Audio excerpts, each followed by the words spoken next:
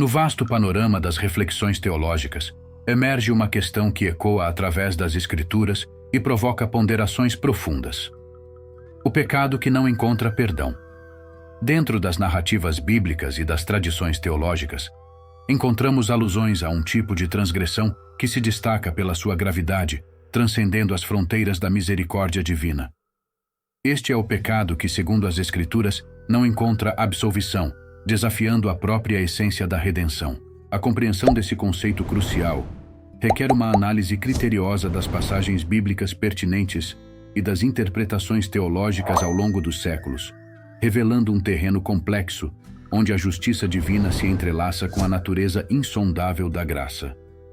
Nesta exploração, buscaremos desvendar as camadas desse mistério teológico, compreendendo as implicações e nuances do pecado que não tem perdão, com base no final da primeira carta de João, lá no capítulo 5. No final dessa carta, o apóstolo João menciona que se alguém vir seu irmão pecar para a morte, orará, e Deus dará vida ao pecado que não é para a morte. Porém, há um pecado que é para a morte, e ele não diz para orarmos por essa pessoa. Nem todo pecado é para a morte, e isso está no final da primeira carta de João. A regra de interpretação que devemos observar aqui é dar atenção ao contexto em que essa expressão foi usada. Ao estudarmos a primeira carta de João, percebemos que João a escreveu com o objetivo de confirmar os crentes na fé diante de uma falsa doutrina, conhecida hoje como a heresia docetista. Essa heresia afirmava que Jesus não veio em um corpo real, mas apenas em aparência, baseando-se em conceitos da cultura e filosofia grega. A heresia negava a humanidade verdadeira de Jesus, alegando que ele era apenas uma aparência, seguindo a dicotomia entre matéria e espírito. João escreve no contexto da propagação dessa ideia e coloca 3 testes na carta para detectar falsos profetas. O primeiro teste é doutrinário, exigindo a confissão de que Jesus Cristo veio em carne.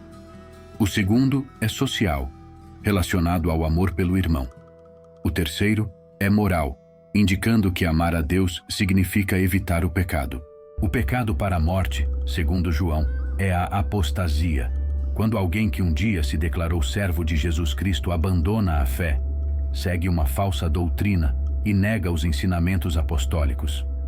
João destaca que essas pessoas saíram do grupo cristão, evidenciando que nunca foram verdadeiramente parte dele. Isso contrasta com outros pecados, indicando que pecar para a morte envolve a negação completa da fé cristã e a adoção de um falso ensinamento. Esse contexto e interpretação são essenciais para entender o significado do pecado para a morte na primeira carta de João, diferenciando-o de outros tipos de pecados. Isso se alinha com o propósito de João de fortalecer a fé dos crentes diante das ameaças doutrinárias de sua época.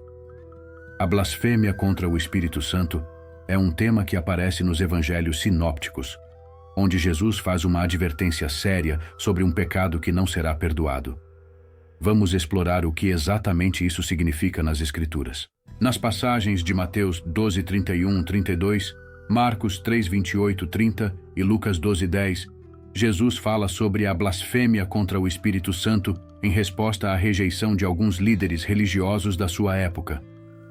Essa blasfêmia ocorre quando alguém atribui as obras do Espírito Santo a Satanás, recusando-se a reconhecer a manifestação divina nas ações de Jesus. A interpretação desse conceito tem variado ao longo da história cristã, gerando debates teológicos profundos.